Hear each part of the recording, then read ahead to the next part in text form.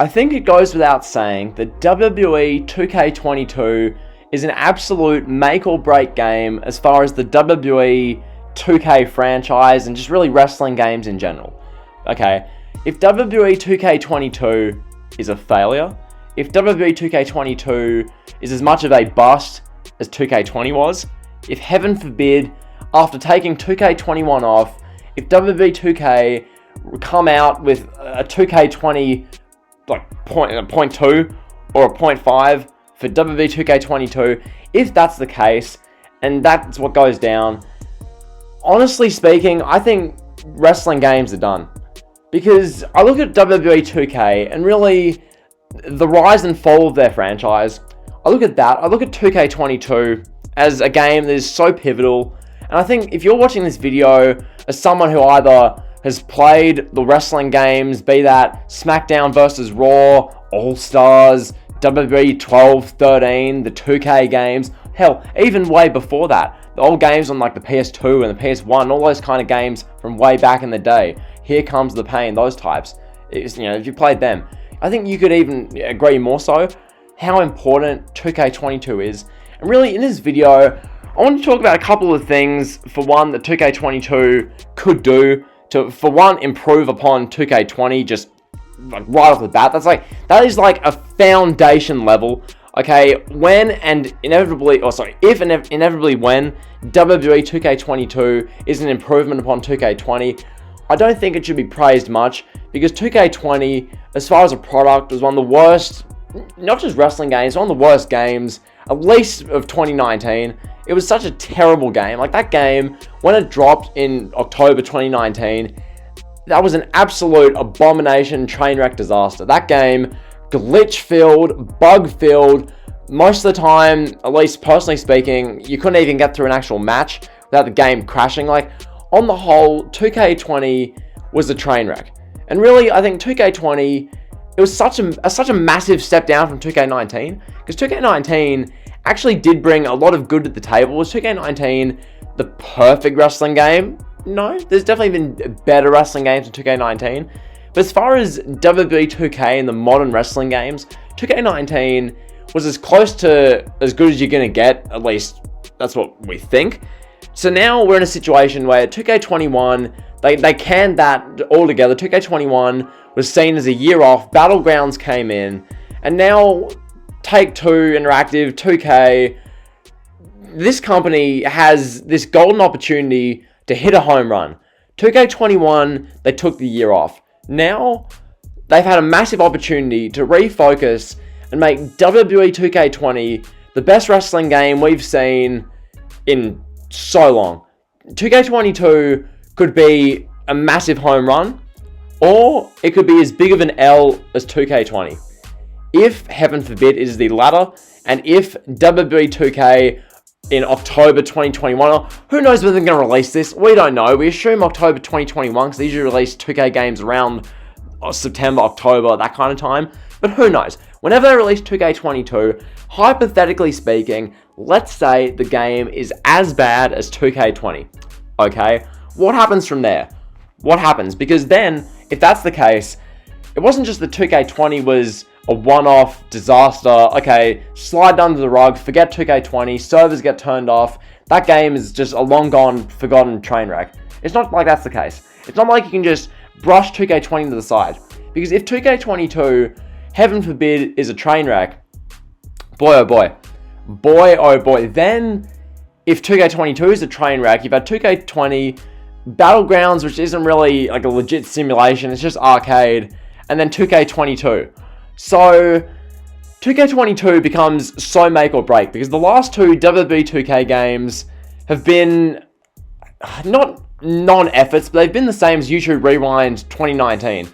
It's been the same kind of thing. You had the Abomination one, in this instance WWE 2K20, or in the YouTube Rewind instance in 2018, and then you have the follow-up, which is a kind of, not lazy, but just kind of like a thrown out there one to just get some mutual peace with the community. So in this analogy's case, YouTube Rewind 2019, which was the countdown one, the one that was pretty much a lazy effort, and in this analogy's case, 2K Battlegrounds. So that's been the case there. Now we move in to a massive upcoming year or whenever the game drops to 2K22, we go into 2K22 with, look, a game that is so make or break for the 2K franchise and for wrestling games in general. If 2K22 is a failure, then wrestling games are done. Because, look, you can't go from 2K20, one of the worst wrestling games, if not the worst wrestling game ever, to Battlegrounds, which is just kind of a game that has hardly any real replayability, and then you go, heaven forbid, to a bad 2K22, because you get to that point, and then all of a sudden, consumers have it drummed into their head, there's no point buying 2K23, or if they take the year off and do 2K24, there's no point buying that game. Because they have a proven track record that 2K isn't going to produce a good WWE video game. So that's the case. Now, on a more positive note, let's talk about the hypothetical of if 2K22 is a home run.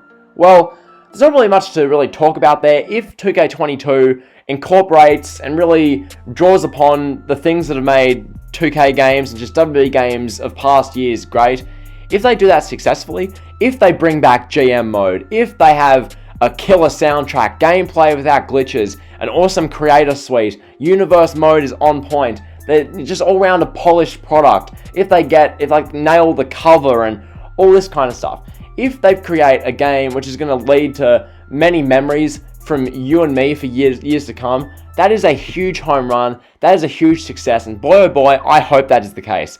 I really do hope that is the case, because I think just gamers alike, wrestling fans alike, we don't deserve another horrible 2K game, because 2K20, as much as it flawlessly predicted like the real life 2020, okay, as much as WWE2K20 flawlessly predicted the real life 2020, as much as that was the case, we can move that behind us now.